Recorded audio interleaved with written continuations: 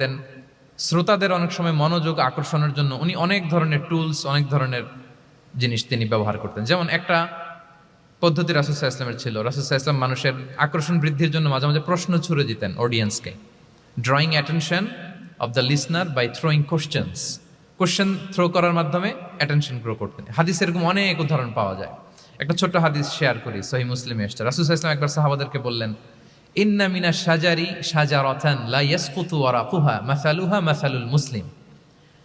রাসূল সাল্লাল্লাহু আলাইহি ওয়াসাল্লাম জিজ্ঞেস করলেন, তোমরা কি কেউ বলতে পারবা বৃক্ষরাজির মধ্যে একটা বৃক্ষ আছে, মানে গাছের মধ্যে একটা গাছ আছে যেই গাছের কখনো পাতা ঝরে না, ওই গাছের পাতা কখনো ঝরে না।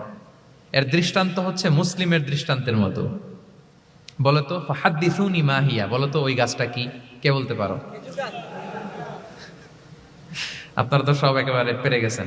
তো সাহাবারা ওই দিন কেউ বলতে পারেন নাই, কারণ কি জানেন? একে তো আমরা জানি হাদিস স্টাডি করার কারণে, হাদিস স্টাডি না করলে তো আমরা বলতে পারতাম না, আমাদের দেশে তো খেজুর গাছ অত হয় না।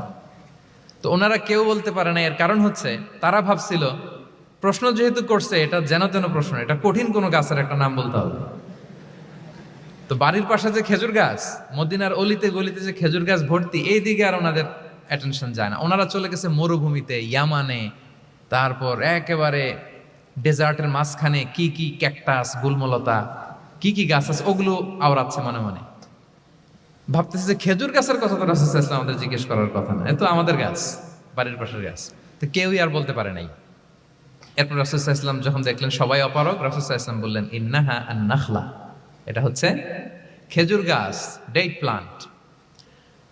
তো আব্দুল্লাহ ইবনে উমর রাদিয়াল্লাহু তাআলা আনহু বাড়িতে যাওয়ার পরে ওমরে ফারুককে তার বাবাকে বললেন যে, বাবা, আজকে যে রাসূল সাল্লাল্লাহু আলাইহি ওয়াসাল্লাম প্রশ্ন ছুড়ে দিলেন, আপনারা যে কেউ পারলেন না, উত্তরটা কিন্তু আমি পারতাম।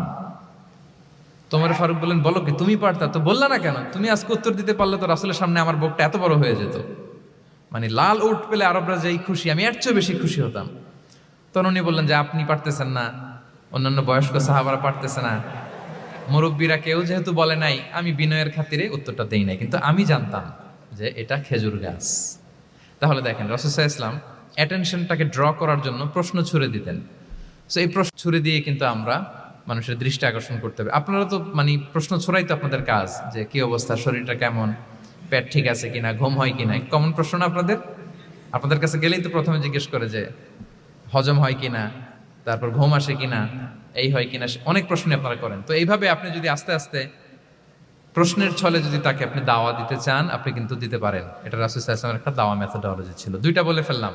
একটা হচ্ছে দাওয়ার ল্যাঙ্গুয়েজ হতে হবে অনেক শক্ত, নাকি? হ্যাঁ, নরম, সফট এন্ড